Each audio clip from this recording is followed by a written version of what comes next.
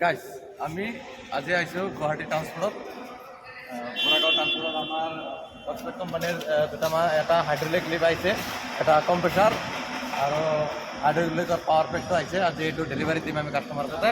কাষ্টমাৰৰ লোকেশ্যনটো হ'ল জাগি ৰোডত। এতিয়া চাৰ্জাগত লোডিং কৰাৰ প্ৰচেছটো কেনেকুৱা হৈছে। আমাৰ হাইড্ৰলিক লিফ্টটো আহিছে, এইটো অক্সফৰ্ড কোম্পানীত পাব। এনেকুৱা লিফ্টৰ মানে চিষ্টেমটো এনেকুৱা আছে। এইটো তিনিচকীয়া বাহন উঠাৰ কাৰণে এইটো চিষ্টেম দিয়া আছে। এইটো অকল অক্সফৰ্ড কোম্পানীতে পাব।